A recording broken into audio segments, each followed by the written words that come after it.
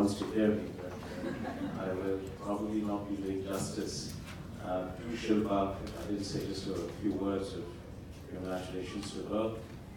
It's truly a marvelous film. And I think we all deserve to, she really deserves another round of applause from all of us.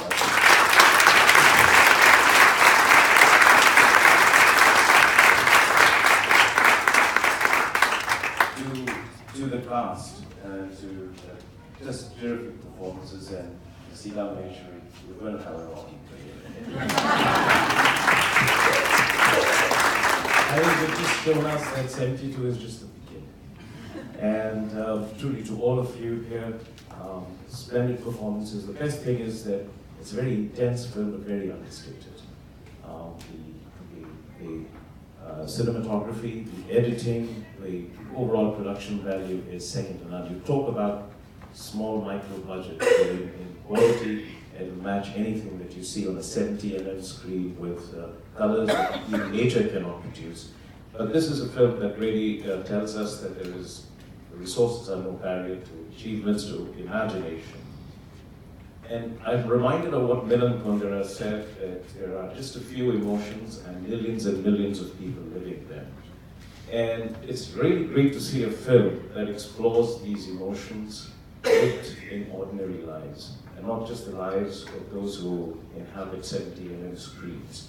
So when you see this, and even those, all of us, despite what our circumstances are, what our situations are eventually dealing with the same set of emotions of our own doubts and despair, of our own conflicts and choices, of our own regrets and redemptions, and of our own tragedies and triumphs, and our own trials.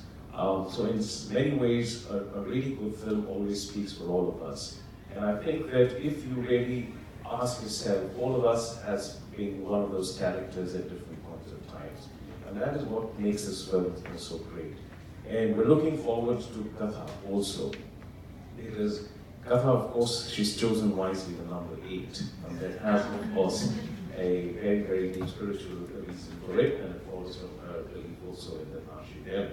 But again, to choose 8 languages to speak about emotions and about relationships and the intersections between them also tells us that there is a common thread through all of us, but also something else, that language produces its own idioms and expressions. And so if you have this one emotion, you can actually have a different metaphor, different aphorisms, different ways of expressing it. So it's really a beautiful anthology that we're looking forward to, a great experiment, because it is putting together something that's both unifying, but at the same time diverse in its expressions. And I'm particularly delighted to see an Indian filmmaker, and I happen to wear that identity label. I often think of film as a very global movement, but today here I'm speaking as an Indian High Commissioner, not just a great movie buff, to an Indian filmmaker in Southeast Asia. And one of the things that has always struck me is this enormous wealth of talent in Singapore. Well, we often think of talent and accomplishments in terms of technology, finance, and banking, in achievements of professions of those kinds. But I've always been struck by how much depth there is of talent, of really world-class talent when it comes to performing arts, in terms of music, or in terms of now what I see here today, of cinema as well. And it's because of this that when we did the ASEAN India Pravasi Party Divas earlier this year, we made sure that we had a Cinefest in it as well, a Writers' Fest in it, an art exhibition in it, and all not from India, but for artists and creators from Southeast Asia. So a Cinema Fest was a great success too.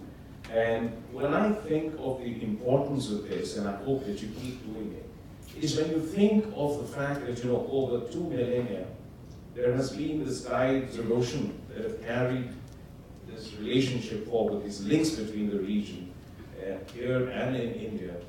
It has produced, in a way, its very unique culture. We talk about an Indian influence here, but it's really something that is unique now to Southeast Asian, that is being nurtured by the soil and the air of this land, this heritage that is uniquely this.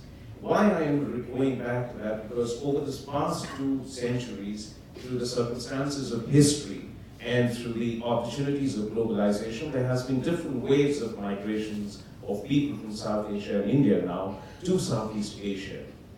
And in its own way, they have created a very distinct and unique identity for themselves. That has really been, in a sense, a mix of everything that is a heritage from India and a heritage from this region. And then when we speak of these stories, of these narratives, we are in a sense also speaking about something that is very uniquely Indian, but also very uniquely part of Southeast Asia. If you go now to the Indian Heritage Center, you see the exhibition in Chetimalaka, which is a very unique exhibition about a tradition and a heritage which is Indian.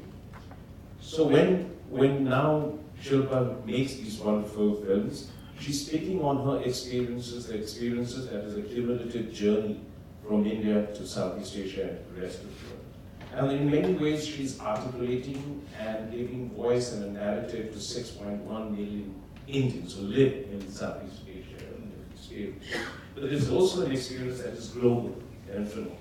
So what we are witnessing is not just, and why we think it is important, is not that she is carried a torch of independent cinema, that she represents another strand of extraordinary talent that our community has over here, but that she's also telling us stories that in some sense reflect the lives of Southeast Asian Indians over here, but also emotions, experiences, and journeys that are truly universal and global in nature. And that's the hallmark of great cinema, and that's the hallmark of a great filmmaker. So congratulations to you, and all the best. Thank you very much.